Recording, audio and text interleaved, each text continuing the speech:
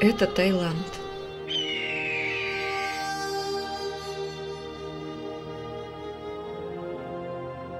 Райские острова в провинции Краби.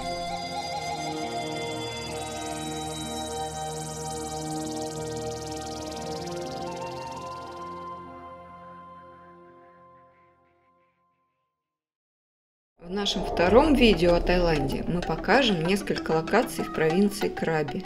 Вопреки нашему желанию показать вам всю красоту райских островов, хочется сказать, будете в Таиланде, обязательно постарайтесь увидеть их своими глазами. Мы не брали экскурсии в ларьках на улице, пытаясь сэкономить, а купили прямо у своего отельного гида и поехали вместе с компанией Aqua Travel. Первая локация – остров Хонг. Знакомьтесь, это наш бородатый гид Зураб. Плыть мы будем до первой локации минут 50-60. Морская экскурсия на целый день, откровенно говоря, пугала. Я боялась качки. Кроме того, адаптация к местной кухне стала испытанием, которое я не прошла. Мне стало получше буквально утром перед поездкой, поэтому мы очень переживали за то, как все пройдет.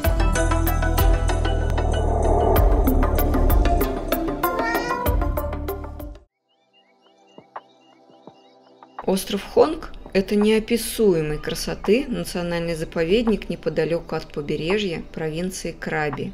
Место потрясающее. Мы даже представить себе не могли, что увидим морской пейзаж красивее Мальдив. Самый, наверное, красивый и самый чистый, приятный бассейн, который я видел, или в котором я купался. Тем не менее, так и получилось. Лазурная лагуна с чистейшим белым и мелким, как мука, песком, в обрамлении величественных, покрытых зеленью скал, вызывает непреодолимое желание остаться в этом раю на всю жизнь. На острове есть труднодоступная смотровая площадка, но мы смогли увидеть все окрестности, не взбираясь по 400 крутым ступеням. Хотя кое-кто попытался, но вовремя одумался. Пойдемте, где наша не пропадала. Самое главное здесь не умереть. Фу. Надо пульс померить. Для тех, кто сдался, устал и никуда не хочет, можно посидеть. Фу. Пульса нет.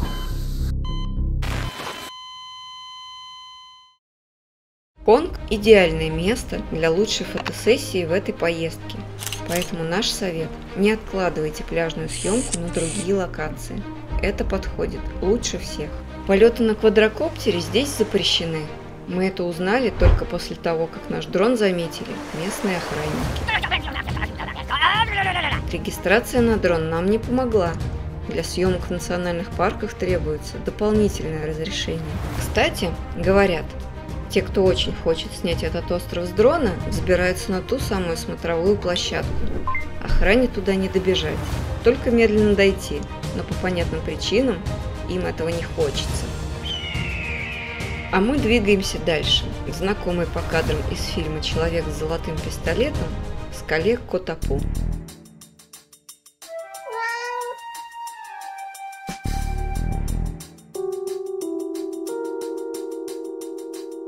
На расстоянии примерно 40 метров от Котапу находится остров Као-Пин-Кан. Именно здесь и высаживают туристов. Первая достопримечательность, которая встретится вам, это огромная как дом и гладкая как стол, проклятая скала.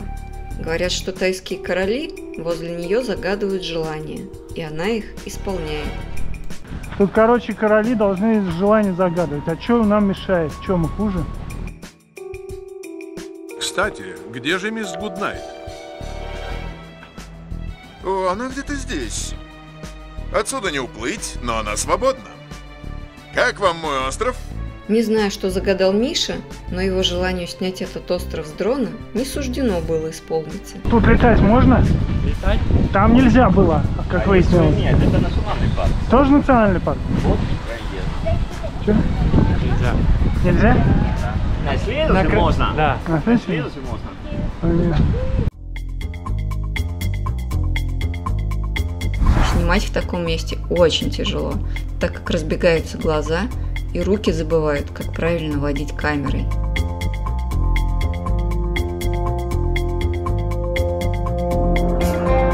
Мы были восхищены необычной картиной и красотой вокруг.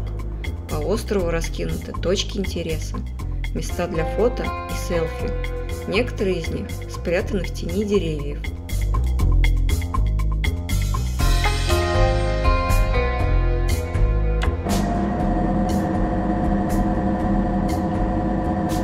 Гениально. Так что же такое остров Джеймса Бонда? Здесь, непонятно как созданная природой, ровная как доска скала, лежащая на другой скале. Здесь и приметная по фильму про агента 007 скала, торчащая из воды. Здесь красивейшие бухты. Кстати, в ней можно отлично селфиться. Очень жаль, что не удалось увидеть этот остров сверху. Утешьте нас лайком и подпиской.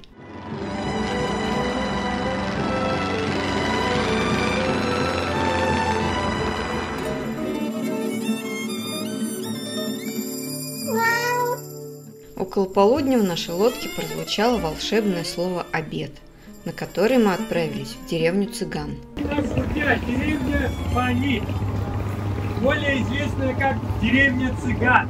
Это поселение в заливе Пханга построено прямо в море, на сваях. Рыбная ловля является для местных жителей основным источником дохода, помимо туризма.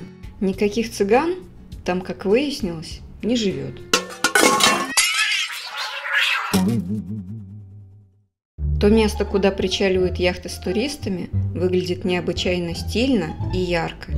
Под этими красными крышами находятся ряды столов и торговые лавки. Нас тут будут кормить чем-нибудь.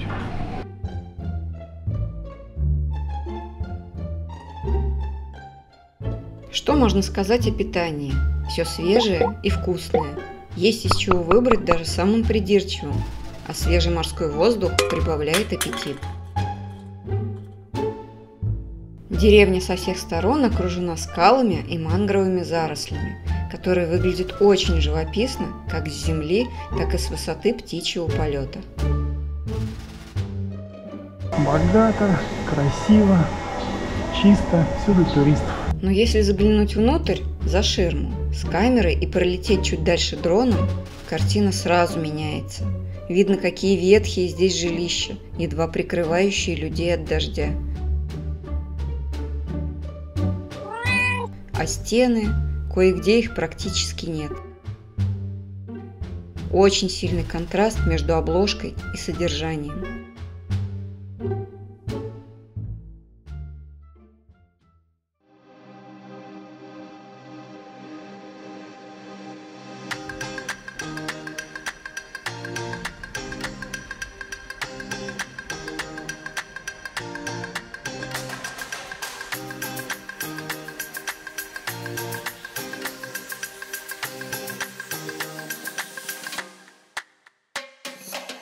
Это место отличается религиозными предпочтениями местных жителей. Мы почти сразу это поняли, увидев в столовой сектор с халяль-едой. А место для молитв неподалеку лишь убедило нас в том, что здесь исповедуется ислам. Так что мечеть, возвышающаяся над деревней, нас совсем не удивила. Ну как, понравилась локация? Неплохо для простой столовой? Напишите в комментариях о тех необычных местах, где вам доводилось пообедать. После перекуса нас повезли к большому парому, переделанному в лодочную станцию. Это судно как остров среди водной глади и дикой природы. Вокруг него мангровые заросли и скалы. Рассказать об этом месте в словах практически нереально. Вот такая вот тут тема с катанием на каноэ. Садишься и тебя везут. Вот такие вот мужики гребут, даже грести не надо.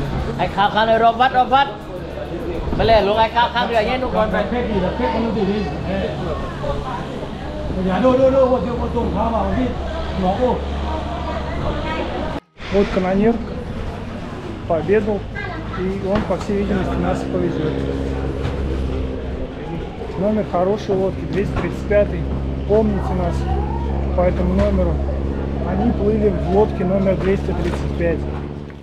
Катание на каноэ для нас не было в новинку. В прошлом своем путешествии на Мальдивы мы смогли прочувствовать, как это – быть на маленькой лодочке в водах океана.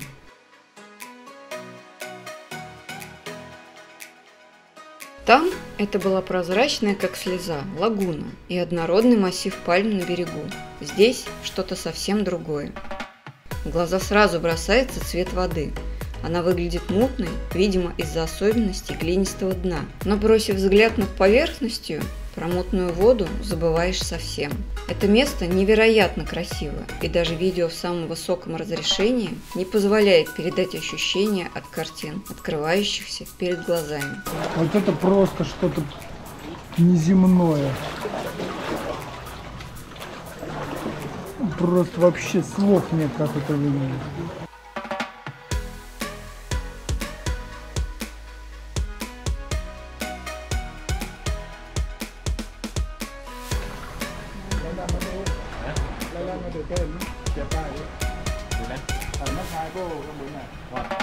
Игра света и тени на бушующей зелени и вековых скалах вызывает восхищение.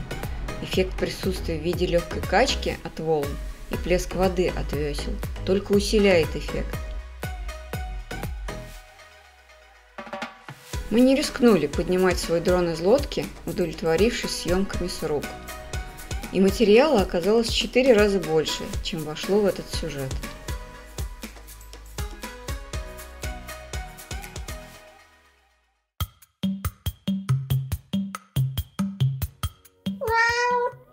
После катания на каноэ пришло время пляжного отдыха. Мы попадаем на частный, принадлежащий какой-то местной знаменитости, Баунти-остров, обустроенный в стилистике пляжного лакшери. Признаемся честно, нас после Мальдив очень тяжело подобно впечатлить. И людей для такого острова много, и пляж не сказать, что очень уж Баунти. Но местами остров выглядит очень неплохо. Пожалуй, это вторая удобная локация для фотосъемок в купальнике, хотя и не столь эффектная, как остров Хонг в самом начале экскурсии. Из удобств там есть бар, достаточное количество мест для сидения, какие-то столы и арт-инсталляции. А что это такое вообще? Какой-то шар стеклянный, ракушка. Это индейская национальная народная изба. Фиг вам называется. А еще здесь есть место открытиям и прозрению. Это, Дин, знаешь что? Это шишки. Никаких лежаков, чтобы позагорать, мы не заметили. Через некоторое время на остров приплыли 2 темные личности, сдающие на прокат свои джетбайки.